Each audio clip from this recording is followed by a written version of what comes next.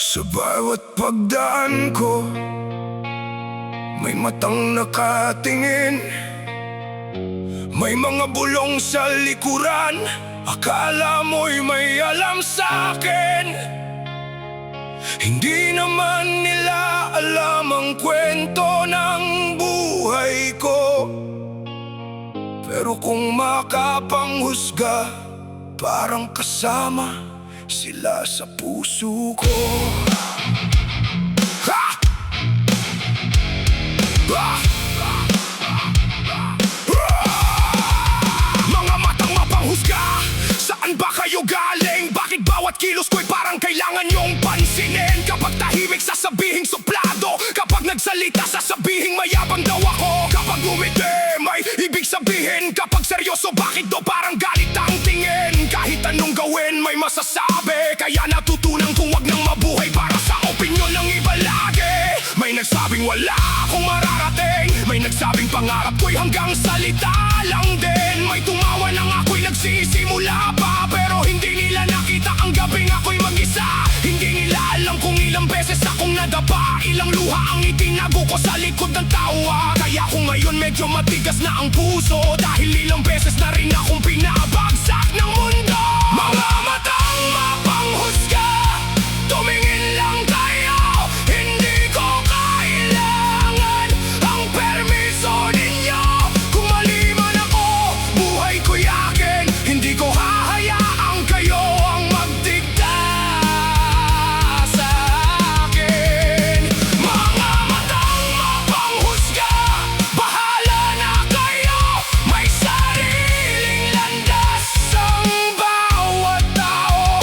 Habang kayo'y nakatingin at naghahanap ng mali, ako na may patuloy na bumabangon araw-araw muli. Hindi lahat ng tahimik ay mahina, hindi lahat ng nakangiti walang problema, hindi lahat ng simple ay walang pangarap, at hindi lahat ng mabagal ay hindi makakaangat. May taong nauuna, may taong nahuhuli, pero pare-pareho lang tayong may sariling destinasyon sa buhay na ito, kapatid. Kaya bago mo husgahan ang isang tao, subukan mong alamin muna ang pinagdaanan nito. Baka ang taong tinatawanan mo ngayon, siya pala ang matagal nang lumalaban ng walang saklolo. Kaya sige, tumingin ka lang kung gusto mong makita kung paano ako lalaban. Hindi ko kailangang magpaliwanag habang buhay ang resulta ang sasagot sa lahat ng inyong sinabi. Balang araw, mga matang mapanghusga, tumingin lang kayo. Mas lalo nyo lang akong pinatatag sa mundo. Hindi man ninyo ako maintindihan, hindi ibig sabihin nun na mali na ang aking daan. Mga matang mapanghusga, salamat sa inyo, dahil natuto akong maniwala sa sarili ko. Habang kayo'y nakatingin, ako'y umaabante, hanggang sa araw na ako naman nang makitang nakangiti sa dulo ng laban na ito. Tingin lang, husga lang, pero buhay ko, ako ang may hawak. Hindi kayo!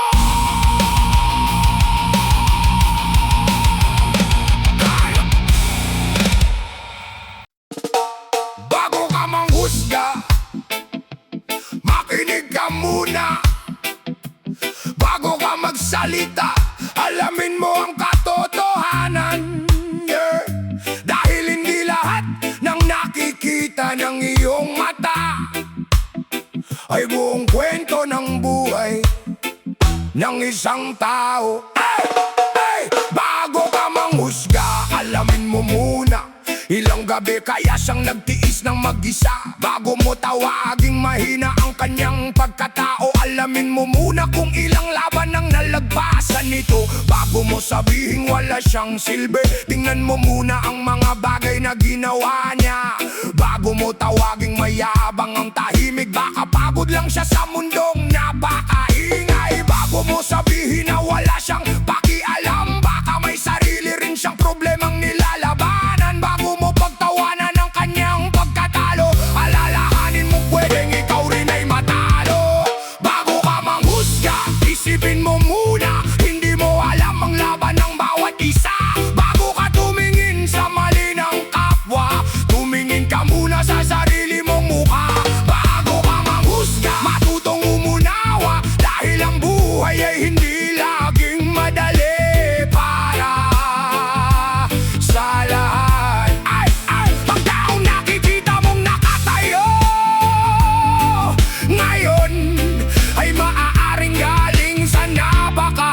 ang pagkakadapa noon. May mga taong tahimik pero matapang. May mga taong mahina sa tingin pero lumalaban. May mga taong walang pera pero may dangal. May mga taong maraming pera pero walang kapanatagan. Hindi sukatan ng damit sa pagkatao, hindi sukatan ng bahay sa kabutihan ng puso, hindi sukatan ng sasakyan sa halaga ng tao, at lalong hindi sukatan ng opinyon mo sa buhay ko. Bago ka manghusga, check yourself. Baka ang yabang mo'y bumalik sa'yo someday. Hindi lahat ng tao kailangang pareho sa'yo. Hindi lahat ng buhay kailangang sumunod sa gusto mo. Kung hindi mo alam, wag gumawa ng kwento. Kung hindi ka sigurado, wag magkalat ng chismis. Dahil ang isang maling salita na pinakawalan minsan mahirap nang bawiin kapag nakasakit na ng buhay. Bago ka manghusga, isipin mo muna. Hindi mo alam ang laban ng bawat isa. Bago ka tumingin sa mali ng kapwa, tumingin ka muna sa sarili mong mukha. Mas maganda ang mundong may pag-unawa. Mas magaan ang buhay kung may respeto sa kapwa. Hindi natin kailangan maging pare-pareho. Kailangan lang nating matutong maging tao. Bago ka manghusga, huminga ka muna. Baka ang taong hinahatulan mo'y mas mabuti pa kaysa sa akala. Bago ka magsalitang piliin ang kabutihan. Dahil ang bawat salita ay may kapangyarihang makasakit o makapagpagaling. Matang mapanghusga, matutong tumingin, hindi lang sa mali kundi sa kabutihan din. Dahil sa huli, pare-pareho lang tayo. Woo! Mga taong naghahanap ng pag-ibig, respeto at pag-unawa.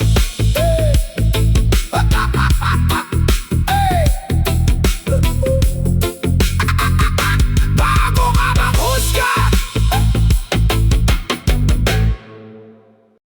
Maraming nagsalita, maraming naghusga, pero sa huli, ako pa rin ang nakakaalam kung sino talaga ako.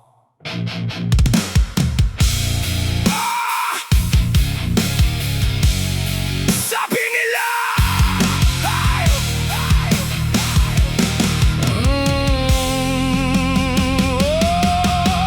sabi nila mahina ako. Sabi nila wala akong kaya. Sabi nila hanggang pangarap lang. Hindi raw ako makakaalis sa dating buhay na kinasanayan. Pero habang sila'y nagsasalita, tahimik akong gumagawa ng paraan para makabangon pa.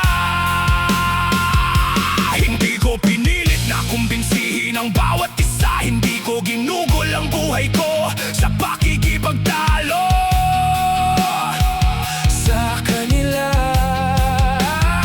Pinili kong manahimik at magtrabaho dahil alam kong panahon din ang magsasabi kung sino ako.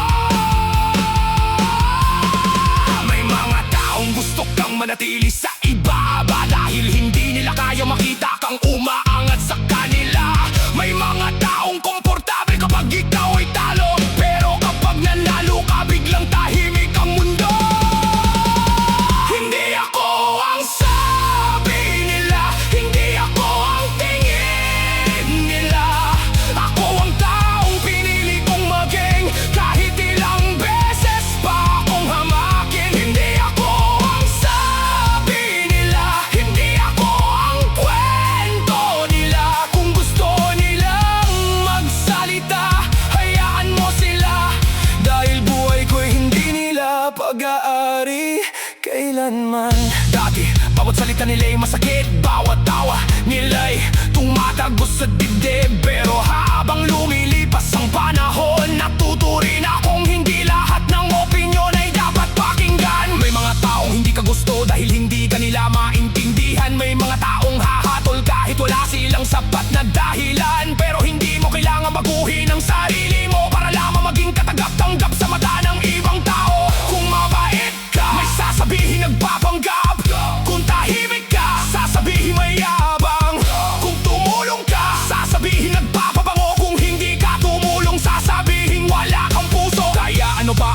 ng pagpapaliwanag kung sarado na ang isip ng taong ayaw umunawa. Kaya ngayon, let it be. Hindi ko na problema kung ano masabi. I got my own road, sariling journey. Hindi ko kailangan ng approval ng bawat tao sa paligid. Kung madapa, babangan, kung matalo, lalaban. Kung may magsalita, hayaan. Dahil mas mahalaga ang direksyon kaysa sa ingay ng karamihan. Isang araw, ang mga matang mapanghusga, mapapagod ding tumingin. Ang mga bibig na sanay manghusga, mapapagod ding magsalita. At ako, patuloy pa rin lalakad. Hindi ako ang sabi nila, hindi ako ang tingin nila. Ako ang kabuuan ng lahat ng pinagdaanan ko, ng bawat luha, bawat sugat, bawat panalong pinaghirapan ko. Hindi ako ang sabi nila, ako ang alam kong sarili ko. At kahit ilang beses pa nila akong husgahan, hindi na nila kayang sirain ang taong pinili kong maging ngayon. Tumingin kayo kung gusto ninyo, magsalita kayo kung gusto ninyo. Dahil habang kayo'y abala sa paghuhusga, ako'y abala sa pagbuo ng buhay na gusto ko. Hindi ako ang sabi nila, ako mismo.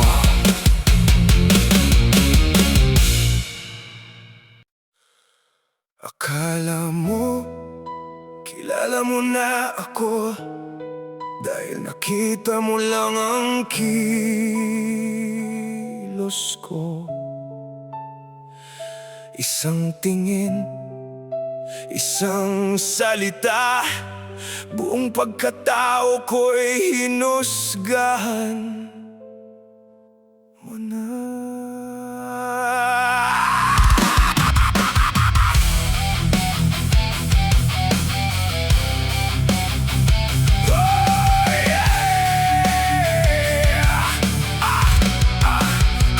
Hindi lahat ng nakangiti ay masaya, hindi lahat ng tahimik ay walang problema, hindi lahat ng matapang ay walang takot, at hindi lahat ng lumalaban ay gustong makipagbanggaan sa mundo. May mga gabing tahimik akong umiiyak, pero kinabukasan ngumingiti pa rin sa harap ng lahat. May mga problemang hindi ko sinasabi, dahil ayokong maging pabigat sa kahit kanino sa buhay na ito. Nakikita mo ang lakad ko, pero hindi mo alam kung saan ako nanggaling. Nakikita mo ang buhay ko ngayon, pero hindi mo nakita ang mga araw na halos wala na akong lakas na gamitin. Kaya kung minsan tahimik ako, hindi ibig sabihin na wala akong pakialam. Baka pagod lang ang puso ko, at kailangan ko lang ng sandaling pahinga bago muling lumaban. Hindi lahat ng nakikita mo ay totoo, hindi mo alam ang buong kwento ko. Kung may mali man sa paningin mo, hindi ibig sabihin na kilala mo na ako. Huwag mong husgahan ang buhay ng iba, dahil hindi mo alam ang kanilang dala. Baka ang taong tinatawag mong mahina ay siya palang pinakamatagal nang lumalaban sa problema. May mga taong mabilis magsalita, pero mabagal naman umunawa.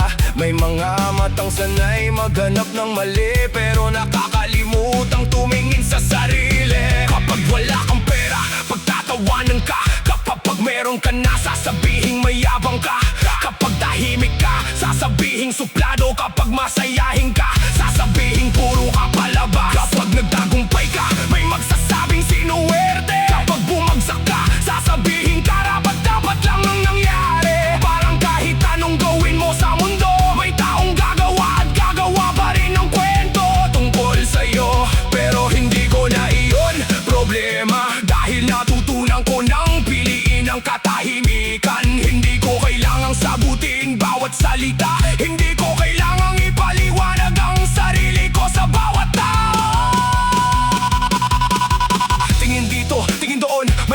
Sa bawat galaw at bawat aksyon, nakala mo alam ang buong buhay, pero kalahati lang naman ang nakita sa iyong mata. Isang larawan, isang post, isang sandali, gumawa ka na agad ng kwento sa isip mo at sarili. Pero buhay ko to, hindi palabas, hindi lahat ng eksena ay dapat mong husgahan agad.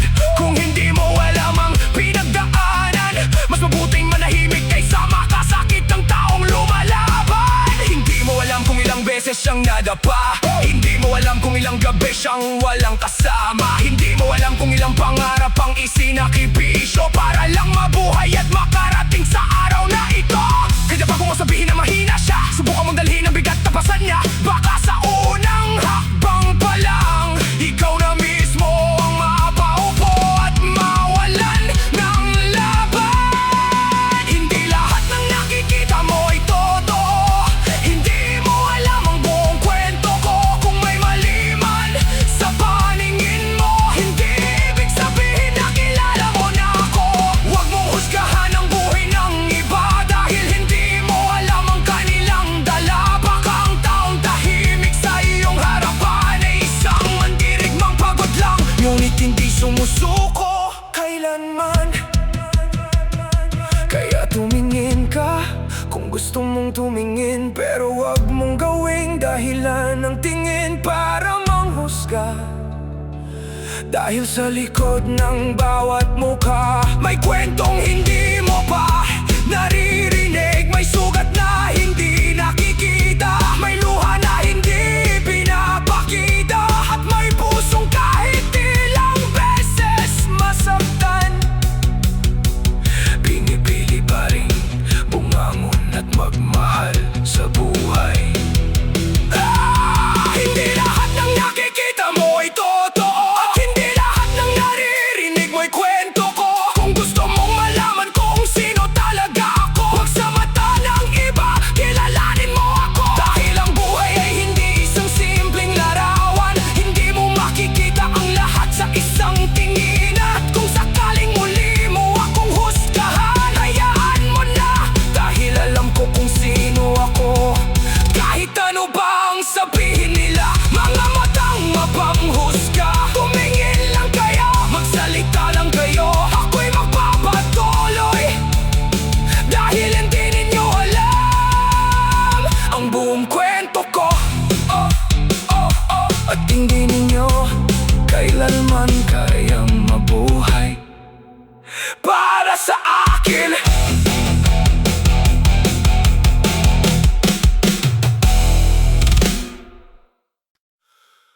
Five, huwag mo akong sukatin sa itsura.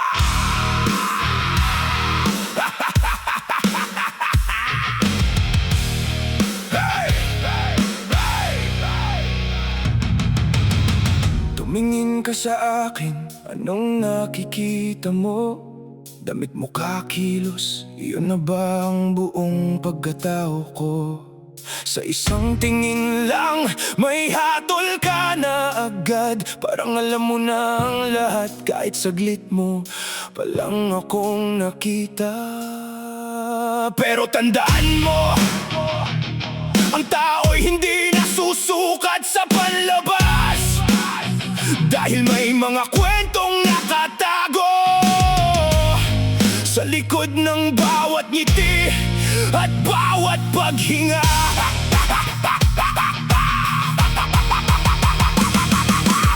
Wag mo akong sukatin sa itsura, dahil hindi mo alam ang bigat ng aking dala. Kung simple man akong manamit at mamuhay, hindi ibig sabihin nun na wala akong pangarap sa buhay. Kung tahimik ako, wag mong sabihing mayabang, baka sanay lang akong hindi lahat ay kailangang pag-usapan. Kung hindi ako sumasabay sa karamihan, hindi ibig sabihin nun na wala akong sariling dahilan. May mga taong mahilig maghambing, bakit siya ganito? Bakit ikaw ganyan? Yung laging sasambit, pero bawat tao'y may sariling panahon, may sariling sugat, sariling laban, sariling direksyon. Hindi mo nakita ang mga araw na nagtitiis ako, hindi mo nakita